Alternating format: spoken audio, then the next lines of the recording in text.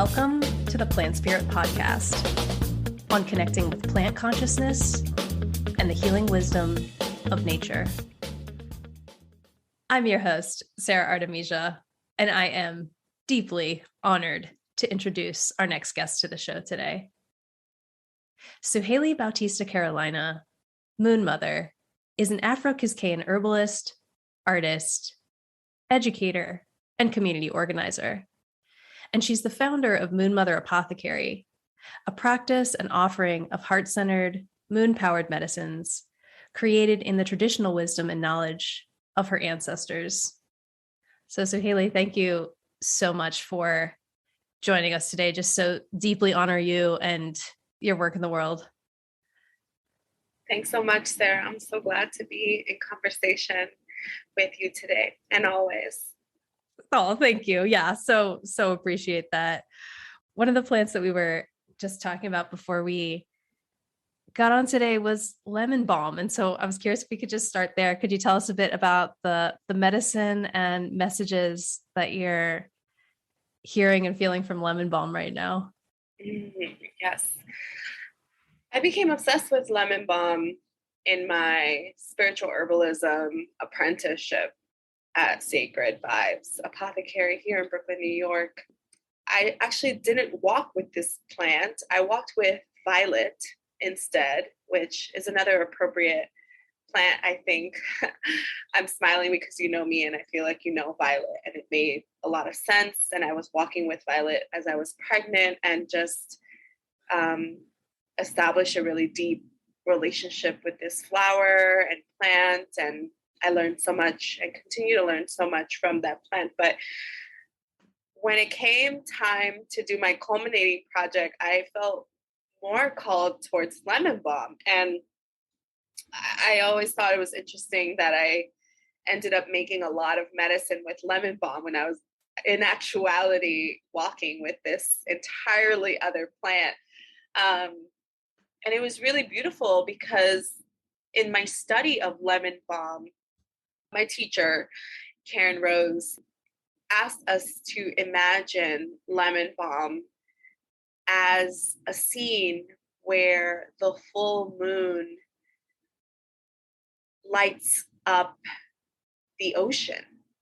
And it has always stuck with me, that imagery of the full moon light rippling over the ocean waves in the darkness has always really called to me. And my daughter's name, Luna, and her middle name, Kai, actually translates to moon, ocean. And so I always just associate this plant with her and with her energy of being the lightest thing in the dark, the full light in the dark.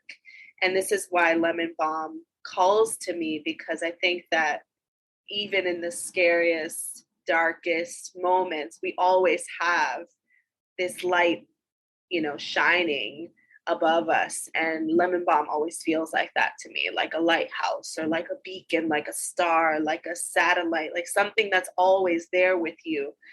And it has taught me so much about consistency and ritual and cycles and energy and illumination and just all of these ideas that I'm constantly sort of letting go of and then having to be reminded to come back to the same way, right? The same ocean ebb and flow. This happens to be with lemon balm so consistently. And it is one of the medicines that is always on our nightstand. It's the medicine Luna takes every night before she goes to bed. And so she's also deepening her relationship with lemon balm. And sometimes if I miss her or, she's not here, so she wasn't here today. And right before our call today, I felt called to lemon balm. And it's probably because she's not home today, because my spirit needed something that was, reminding me of her and bringing her back to me. So this is what lemon balm, I think, brings to me and offers me. And I'm just always deeply grateful to be communing with lemon balm in this really special way. That's amazing. I love what you just shared there about, first of all, everything that lemon balm offers and has supported you with and so many. And it really speaks to the power of plants bringing these really incredible qualities forward in our lives, and how in these challenging times where there is so much chaos, tragedy, grief, strife. I mean, this has been happening always on the planet since the beginning of humanity, and like extra right now is just so extra in our faces right now, that working with someone like lemon balm, of bringing this light into the darkness, consciously calling that in, consciously working with lemon balm to do this, is so powerful. And I'm curious, in your experience, how does the working with the plant realm really help us to deepen our practice and our connection to our life's work in the midst of all of this chaos and upheaval that's happening right now? That's a great question. And I'm thinking a lot about depth these days, as you know, and deepening my practice and the ways in which I'm able to do that through the power and the magic and the wisdom of plants. I think sometimes it happens in these really beautiful and subtle ways, right? Like, I was telling you, Sara, a story of me walking through Central Park very recently, and it's spring in New York City, and I think all New Yorkers are feeling that very deeply and longing for the opportunity to be outside and just to breathe fresh air and to get back to doing the things that we love to do outside of our homes. And for me, one of those things is walking through nature. I'm walking through this park in particular, and I saw the first very young buddings of a cherry blossom tree, and it made me laugh. It made me cry, because I'm just constantly reminded in these very subtle ways about hope and having faith and understanding that there's always change on the horizon, that something is never the same for always, right? And I think that we get stuck, especially, as you said, in these very difficult and challenging and harrowing times, in that moment, and never seeing a way out of that darkness, right? And that being in nature and being with these plants and being a witness to their cycles and to their lives is such a gift, right? Because it's a reminder of all of the potential that is in this realm, that all of the potential that is in this life, all of the things that are available to us, right? So it was just so beautiful to kind of just be walking and be noticing, and to get a message that's that clear and that deep and that resonates so much in this particular time is always divine to me. And to be able to take that and walk away with that message just from the strength of a 15-minute walk through a park is, again, the way that these plants give forever.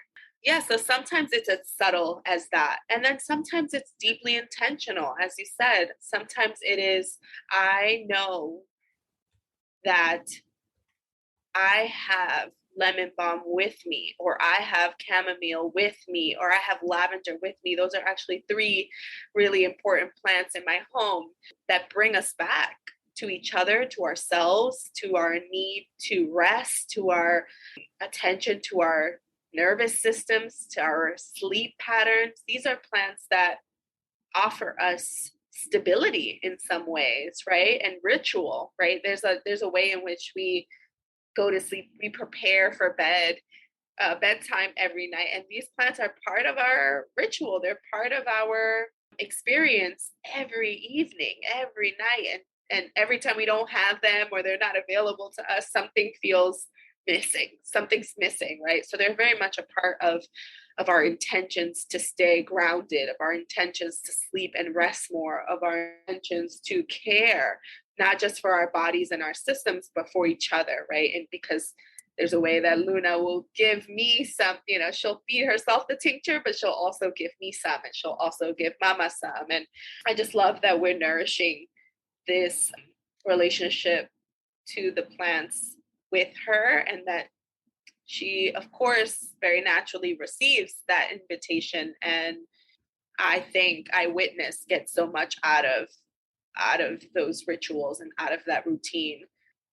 Yeah, and it just feels so rich. So I think sometimes it's seemingly happening by accident in these very beautiful and subtle ways.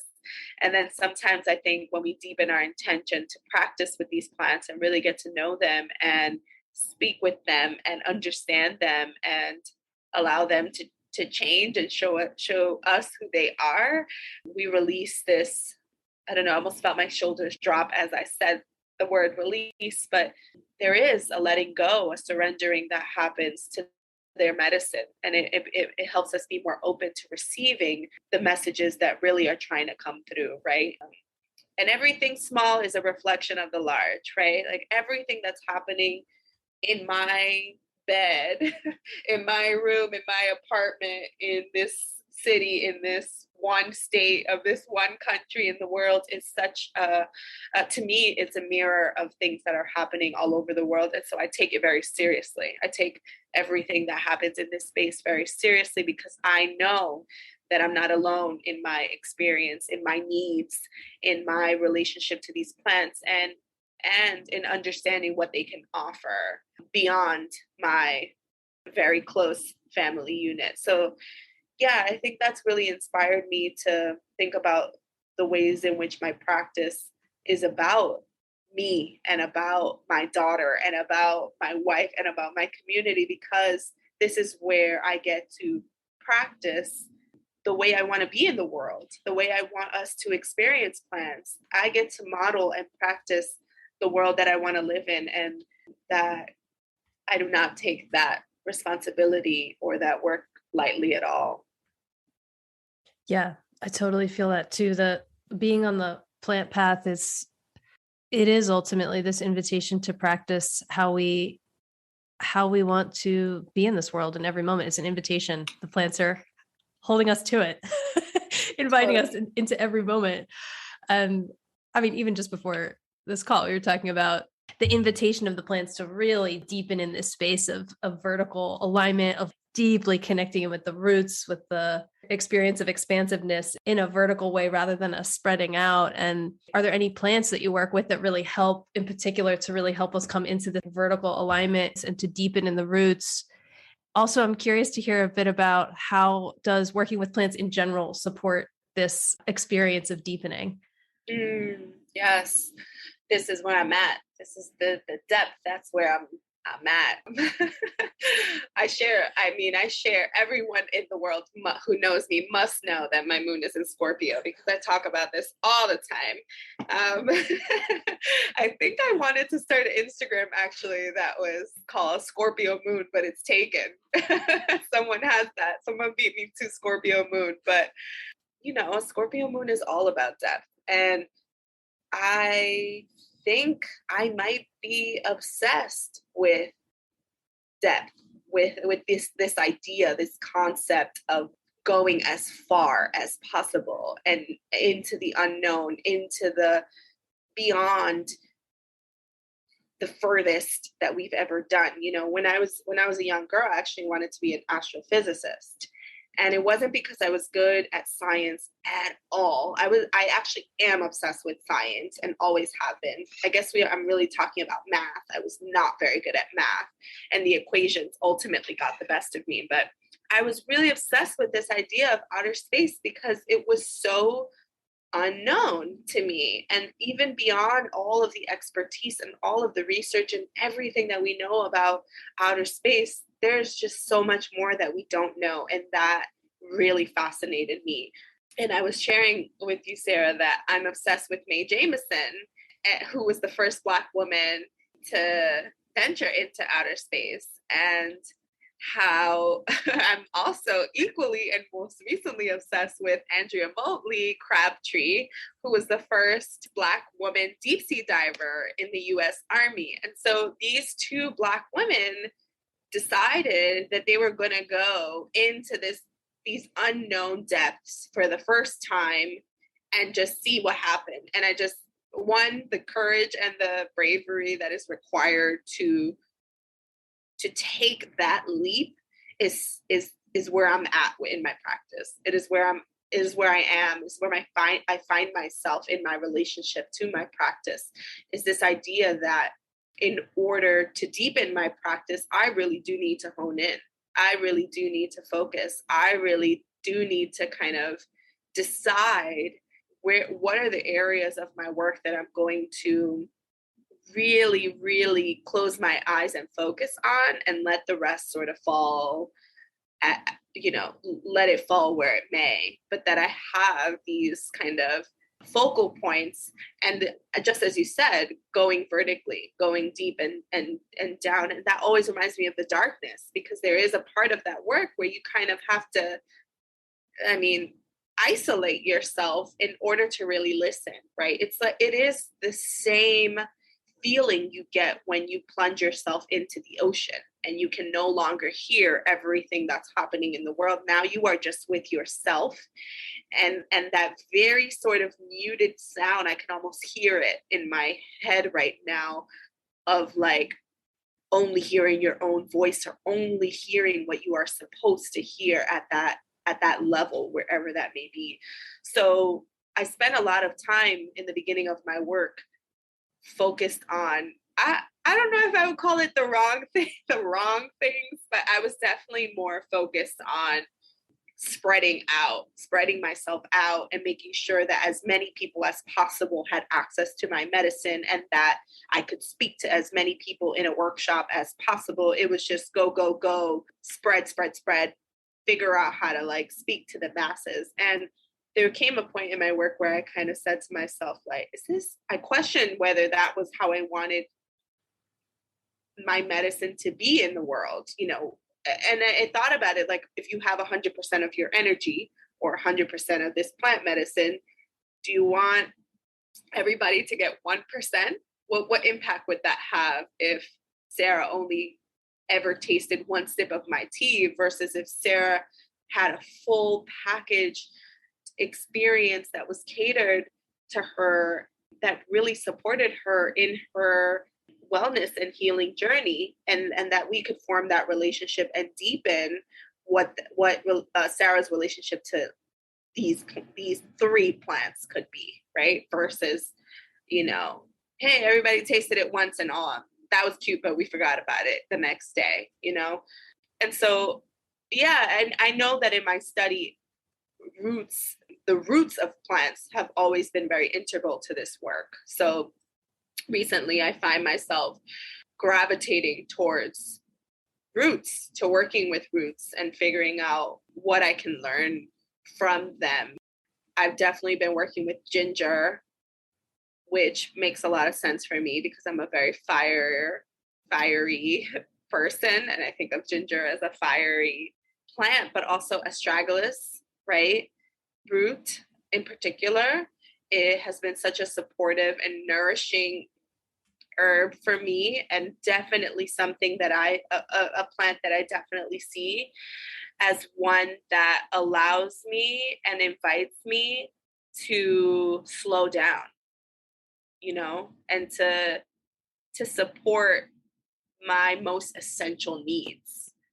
And I say that because I find myself using the root in the way that I nourish myself, right? So like, putting this plant in my smoothies, or like, but it also guarantees that I'm eating, or like putting it in broths or foods that are really supportive of my energy, right? Of like, how much can I sustain myself in this work in order to be able to be the herbalist that I want to be in my community, and the herbalist that I want to be in my family.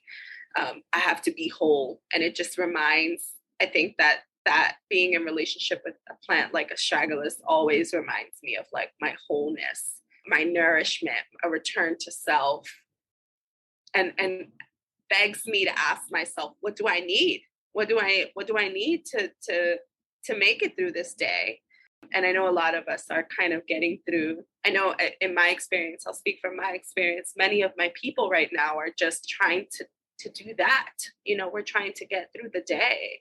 And what are the things that can support us in ensuring that we stay whole in these days? So I think those are some of the always Oatstraw. I know that's not a I know that's not a root, but Oatstraw is another herb that helps people who are frayed at the edges, I think, is how I learned my relationship to this plant.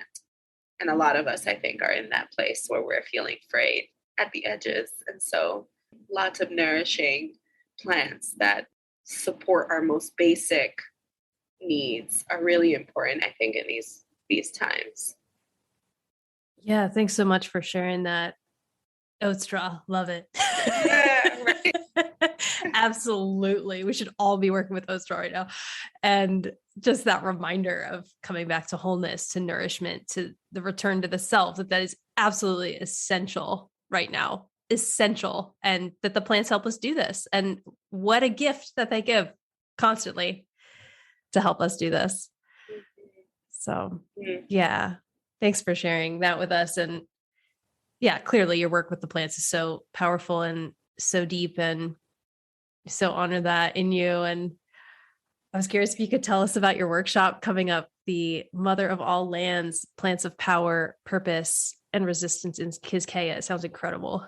Thank you so much. I am pouring all of myself, so much of myself, into the preparation for this workshop, because in many ways I do feel that this is my personal work. This is so much about my ancestry and so much about my people and my lineage, and I want to do it justice. And so I am really, really, focused on how to best surface the things that I really want to express. And so much of what I want to do in this workshop is demonstrate the unity of this island and the sort of systems that are at play in dividing a people that to me are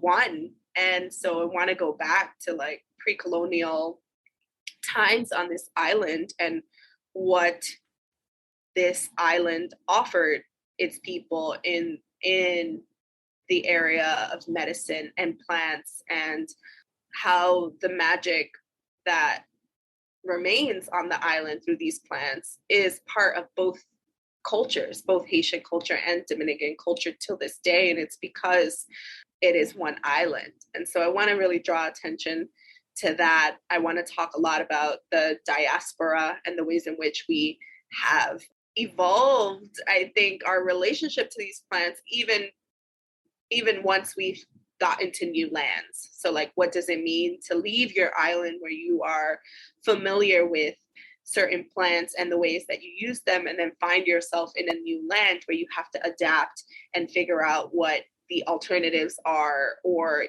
figure out what the informal systems are that make these plants accessible again for you in this new land. So Mother of All Lands is actually the translation of Kiskeya, which is the name of the island before it became the Dominican Republic and Haiti, respectively. So Kiskeya is the Taino word for the entire island. And I love that it's Mother of All Lands. I love that there's this mothering energy. I feel so connected to it myself, of course, through Moon Mother, and just this idea of the mother hugging both kids. Just like, there's nothing I don't love one more than the other. And I don't know, there's something about